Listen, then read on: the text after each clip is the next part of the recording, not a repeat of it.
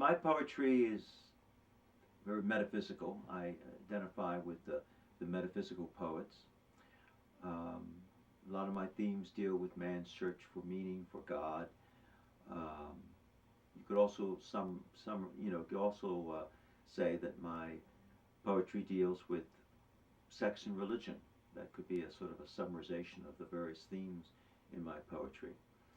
Um, it tends to be abstract, tends to have kind of subconscious, sort of bizarre imagery, uh, and I write mostly in free verse, although I've attempted some limericks and I've attempted writing poetry in some metric style, but mostly free verse poetry um, with a kind of existential tone to it, if I can use that word. It's kind of a scary word to use these days.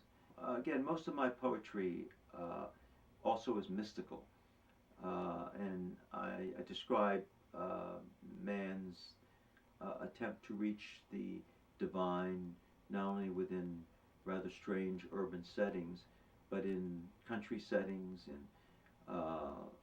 areas where man can sort of return to nature, in other areas of life where we don't normally think the divine is. And that's one of the things I'm trying to get across in my poetry is that all the world, the rawness, the how should I say, the risque element of life is all just as much a part of the divine. That the divine uh, feeling of God encompasses uh, both the sacred and the profane as well. And um, in through this interrelationships with people, or in this attempt to try to make sense out of this sort of what seems to be an absurd life in spots, man comes in confrontation, or man grasps the divine in areas where they would not normally expect to have this sort of spiritual experience. Whisperings.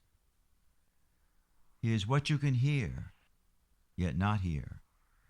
What you can see, yet glimpse in dim reflections. What you can deeply comprehend, yet still be puzzled to the utmost. She is the whisperings behind the sad thoughts, the thoughts that lounge around like the overdue guest resting under the quiet blanket. He is known in the loneliness of the lover, aching for his passionate partner. She is the whisperings in the ashy snow that powders the sleeping fields, the misty whiteness that numbs the gaunt, slender, intimidating trees, the swirling silhouettes that are the arching, menacing watchdogs to infinity's shores.